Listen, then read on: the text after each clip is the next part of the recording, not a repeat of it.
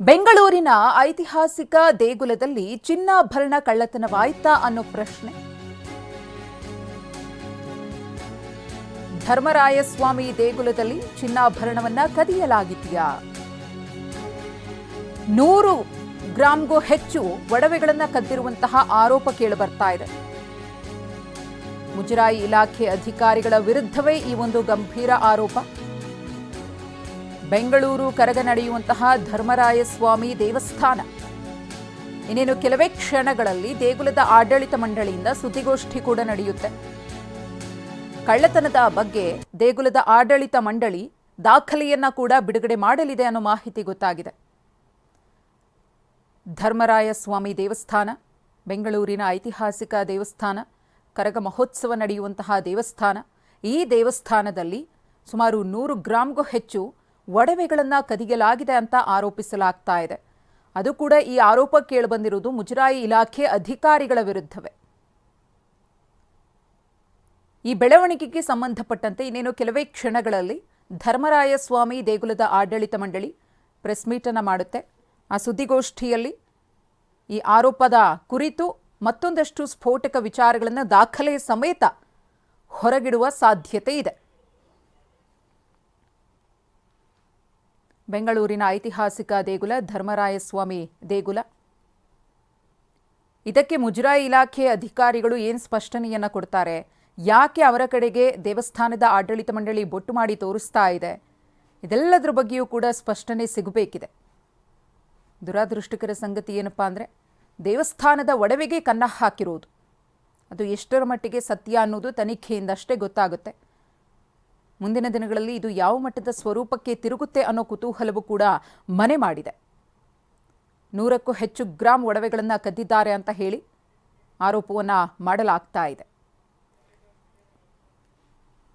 ಧರ್ಮರಾಯಸ್ವಾಮಿ ದೇವಸ್ಥಾನಕ್ಕೆ ಸಂಬಂಧಪಟ್ಟಂತೆ ಇದೊಂದು ಸ್ಫೋಟಕ ಆರೋಪ.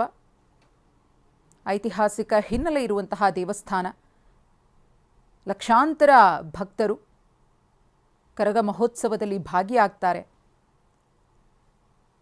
ಅಂತಹ ದೊಡ್ಡ ಉತ್ಸವವನ್ನು ನಡೆಸುವಂತಹ ದೇವಸ್ಥಾನದಲ್ಲಿ ಇಂತಹ ಒಂದು ಕೃತ್ಯ ನಡೆದಿದೆ ಅಂದರೆ ನಿಜಕ್ಕೂ ಕೂಡ ತಲೆ ತಗ್ಗಿಸುವಂತಹ ವಿಚಾರ. ಈ ಕುರಿತು ಮತ್ತಷ್ಟು ಮಾಹಿತಿಯನ್ನು ಕೊಡ್ತಾರೆ ನಮ್ಮ ಪ್ರತಿನಿಧಿ ಕಿರಣ್ ಸೂರ್ಯ. ಇಲ್ಲಿ ಮುಜರಾಯಿ ಇಲಾಖೆ ಅಧಿಕಾರಿಗಳ ವಿರುದ್ಧವೇ ಆರೋಪ ಕೇಳಿಬಂದಿರುವುದು, ಈ ಆರೋಪದ ಬಗ್ಗೆ ಒಂದಷ್ಟು ಅನುಮಾನಗಳು ಕೂಡ ವ್ಯಕ್ತವಾಗ್ತಾ ಇದೆ. ಇನ್ನೇನು ಕೆಲವು ಹೊತ್ತಿನಲ್ಲೇ ಪ್ರೆಸ್ ಮೀಟ್ ಕೂಡ ನಡೆಯುತ್ತೆ. ಹೌದು ಮಧುಶ್ರೀ, ಈಗಾಗಲೇ ಕೂಡ ವಿಶ್ವವಿಖ್ಯಾತ ಬೆಂಗಳೂರು ಕರಗ ಶಕ್ತ್ಯೋತ್ಸವ ನಡೆಯುವಂತಹ ಧರ್ಮರಾಯಸ್ವಾಮಿ ದೇವಾಲಯದಲ್ಲಿ ಭಕ್ತರು ಹಾಕಿದ್ದಂತಹ 100 ಗ್ರಾಂ ಒಡವೆಯನ್ನ ಈ ದೇವಾಲಯದ ಇಒ ಆಗಿರುವಂತಹ ನಾಗರಾಜ್ ಅವರು ತೆಗೆದುಕೊಂಡು ಹೋಗಿದ್ರು. ಅಂದ್ರೆ ತೆಗೆದುಕೊಂಡು ಹೋದ ನಂತರದಲ್ಲಿ ನಿಕಟಪೂರ್ವ ಅಂದ್ರೆ ಧರ್ಮರಾಯಸ್ವಾಮಿ ದೇವಾಲಯದ ನಿಕಟಪೂರ್ವ ಅಧ್ಯಕ್ಷ ಸತೀಶ್ ಅವರು ಇದನ್ನ RTO ಮೂಲಕವಾಗಿ ಪ್ರಶ್ನೆಯನ್ನ ಮಾಡ್ತಾರೆ. ಪ್ರಶ್ನೆಯನ್ನ ಮಾಡಿದ ನಂತರದಲ್ಲಿ ಮತ್ತೆ ಆ ಒಡವೆಯನ್ನ ಉಂಡಿಗೆ ತಂದಾಕಿದ್ದಾರೆ ಅನ್ನುವಂತ ಒಂದು ಆರೋಪವನ್ನ ಈಗಾಗಲೇ ಸತೀಶ್ ಅವರು ಮಾಡ್ತಾ ಇರುವಂತದ್ದು. ಅಂದ್ರೆ 100 ಗ್ರಾಂ ಇದ್ದಂತಹ ಒಡವೆಯನ್ನ ತೆಗೆದುಕೊಂಡು ಹೋಗಿ ಕೇವಲ 68 ಗ್ರಾಂನಷ್ಟು ಒಡವೆಯನ್ನ ಮಾತ್ರ ತಂದು ಉಂಡಿಗೆ ವಾಪಸ್ ಹಾಕಿದ್ದಾರೆ. ಒಂದು. ಎರಡನೇದಾಗಿ ಈ ವಿಚಾರಕ್ಕೆ ಸಂಬಂಧಪಟ್ಟಂತೆ ಮುಜರಾಯಿ ಇಲಾಖೆ ದೇವಾಲಯದ ಒಡವೆಗಳನ್ನ ದೇವಾಲಯದಿಂದ ಹೊರಗೆ ತೆಗೆದುಕೊಂಡು ಹೋಗುವಂತಹ ಸಂದರ್ಭದಲ್ಲಿ ಮುಜರಾಯಿ ಇಲಾಖೆ ಆಯುಕ್ತರ ಅನುಮತಿಯನ್ನ ಪಡ್ಕೊಳ್ಬೇಕು. ಆದರೆ ಯಾವುದೇ ಅನುಮತಿಯನ್ನ ಪಡ್ಕೊಳ್ಳದೆ ನಾಗರಾಜ್ ಸೇರಿದಂತೆ ಮುಜರಾಯಿ ಇಲಾಖೆ ಕೆಲವು ಅಧಿಕಾರಿಗಳು ಆ ಒಡವೆಗಳನ್ನ ತೆಗೆದುಕೊಂಡು ಹೋಗಿದ್ರು ಅನ್ನುವಂತ ಒಂದು ಆರೋಪವನ್ನು ಸತೀಶ್ ಅವರು ಮಾಡ್ತಾ ಇರುವಂತದ್ದು. ಇನ್ನೇನು ಕೆಲವೇ ನಿಮಿಷಗಳಲ್ಲಿ ಈ ವಿಚಾರಕ್ಕೆ ಸಂಬಂಧಪಟ್ಟಂತೆ ದಾಖಲೆಗಳನ್ನ, ವಿಡಿಯೋ ಮತ್ತೆ ಆಡಿಯೋಗಳನ್ನ ಕೂಡ ಬಿಡುಗಡೆ ಮಾಡ್ತೀವಿ ಅನ್ನುವಂತ ಒಂದು ಮಾತುಗಳನ್ನ ಈಗಾಗಲೇ ಕೂಡ ನಿಕಟಪೂರ್ವ ಅಧ್ಯಕ್ಷ ಸತೀಶ್ ಅವರು ಹೇಳ್ತಾ ಇರುವಂತದ್ದು. ಈ ವಿಚಾರಕ್ಕೆ ಸಂಬಂಧಪಟ್ಟಂತೆ ಈಗಾಗಲೇ ಕೂಡ ಇಒ ಆಗಿರುವಂತಹ ನಾಗರಾಜ್ ಅವರು ಸ್ಪಷ್ಟನೆಯನ್ನು ಕೊಟ್ಟಿರುವಂತದ್ದು. ನಾವು ಯಾವುದೇ ತರವಾದಂತಹ ಒಡವೆಗಳನ್ನ ಹೊರಗಡೆಗೆ ತೆಗೆದುಕೊಂಡು ಹೋಗಿ ಮಾರಾಟ ಮಾಡುವಂತದ್ದು ಮತ್ತೊಂದು ಅದು ಯಾವುದನ್ನು ಕೂಡ ಮಾಡಿಲ್ಲ. ನಾವು ದೇವಾಲಯದಲ್ಲಿ ಅಂದ್ರೆ ಈ ಒಂದು ಏನು ಲಾಕ್ ರೂಮ್ ಇರುತ್ತೆ, ಈ ದೇವಾಲಯ ಬಿ ದರ್ಜೆಯ ದೇವಾಲಯವಾಗಿರುವುದರಿಂದ ಇಲ್ಲಿ ಲಾಕರ್ ವ್ಯವಸ್ಥೆ ಇಲ್ಲ. ಹಾಗಾಗಿ ಆ ದೇವಾಲಯವನ್ನ ತೂಕ ಎಷ್ಟಿದೆ, ಅದರ ಕ್ವಾಲಿಟಿ ಏನು, ಅದನ್ನ ತಪಾಸಣೆಯನ್ನು ಮಾಡ್ಲಿಕ್ಕೆ ಅಷ್ಟೇ ತೆಗೆದುಕೊಂಡು ಹೋಗಿದ್ವಿ ಅನ್ನುವಂತ ಒಂದು ಮಾತುಗಳನ್ನು ಹೇಳ್ತಾ ಇರುವಂತದ್ದು.